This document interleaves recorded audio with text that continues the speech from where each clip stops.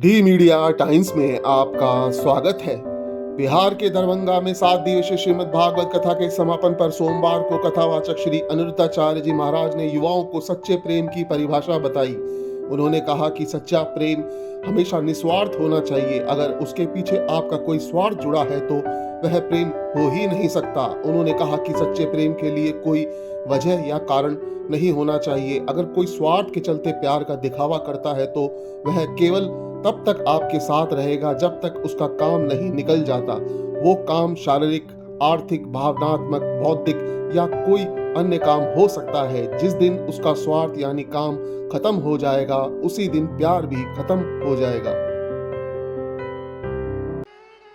अब प्रेम किसे कहते हैं? यदि आप कहो तो मैं प्रेम की परिभाषा आपको बता दूं। चलो बताओ, भगवान को क्या पसंद है? जोर से और जोर से। प्रेम। अब बताओ प्रेम कहते किसे हैं? प्रेम की परिभाषा क्या है? जरा बताओ क्या है प्रेम?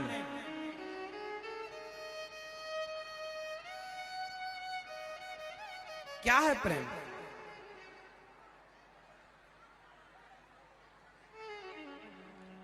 मैया, प्रेम क्या है? किसे कहते हैं प्रेम?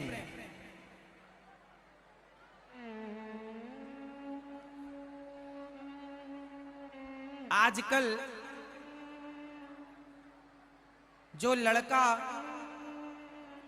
जो लड़की स्कूलों में, कॉलेजों में जो प्रेम करते हैं, क्या वो प्रेम है? लेकर के भाग जाते हैं एक दूसरे को, कहते हैं कि हम प्यार करते हैं। क्या इसका नाम प्रेम है? प्यार है? बोलो हाँ या ना, जोर से। एक लड़की ने एक लड़के से प्यार किया। वो लड़का लड़की एक साथ रहने लग गए। बड़े शहर की घटना है। दोनों पति पत्नी की तरह रहने लगे। तो लड़की ने कहा कि चलो अब अपन शादी कर लेते हैं। तो लड़के ने कहा हम शादी नहीं कर सकते तुम्हारे संग। अरे तो तुम तो हमारे संग पति की तरह रह रहे हो, हमारे शरीर का शोषण कर रहे हो। जब लड़की ने दबाव बनाया कि अब तुम्हें हमसे ही शादी करनी पड़ेगी, तो उस लड़के ने उस लड़की के 35 टुकड़े कर दिए। शरीर के टुकड़े टुकड़े कर दिए, मार डाला। अब बताओ क्या ये प्रेम था? जोर से। जबकि उस लड़की ने उस लड़के से क्या किया? प्रेम किया। और उसने भी शुरू में क्या कहा कि हम तुम्हें प्रेम करते हैं। तब तो बात आगे बढ़ी, लेकिन परिणाम क्या हुआ? जिसे आप प्रेम कहती हो मेरी बहनों, जिसे आप प्रेम कहते हो वो प्रेम नहीं, वासना है। क्या है? सिर्फ वासना, सिर्फ हवस पूरी करनी है व्यक्ति को। और आप इस वासना के चक्कर में उलझ जाती हो।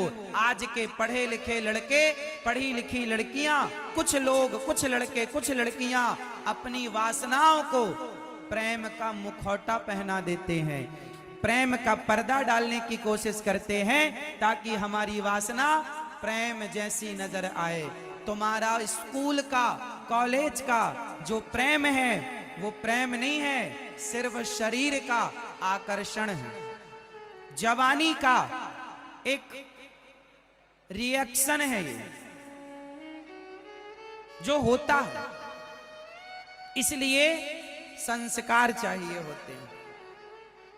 इसलिए आप अपनी पढ़ाई के समय पढ़ाई करो और विवाह करने के बाद अपने शरीर को किसी, जब शादी होती है ना तो स्त्री के शरीर को उसका पति टच करता है, स्पर्श करता है। यदि तुम्हारे शरीर को किसी पर पुरुष ने स्पर्श कर लिया तो किसी के शरीर को कोई भी स्पर्श कर रहा हो तो उस स्त्री को वैश्या कहा जाता है।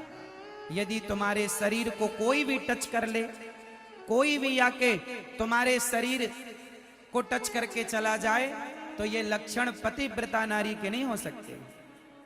ये तो कोई वैश्या के काम है। तो तुम पढ़ने गई हो, अपना चरित्र बिगाड़ने नहीं। इसलिए शिक्षा जितनी जरूरी है, उस शिक्षा से कहीं ज्यादा जरूरी आपका कैरेक्टर है, आपका चरित्र है। वो शिक्षा किस काम की? जिस शिक्षा में आपने अपने चरित्र को बिगाड़ लिया। इसलिए आपका चरित्र आपकी सबसे बड़ी संपत्ति है। घास की झोपड़ी में गुजारा हो सकता है,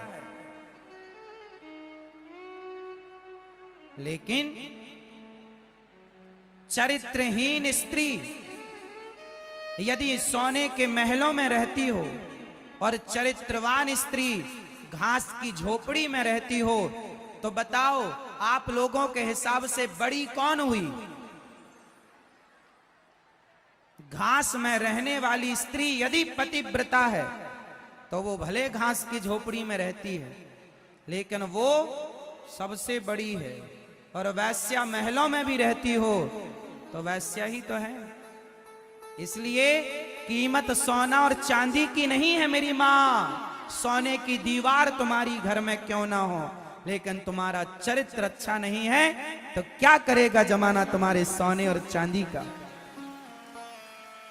इसलिए कीमती है तो सोना नहीं, चांदी नहीं, तुम्हारा जोर से, क्या जोर से नहीं बोलना आ रहा है, क्या कीमती है?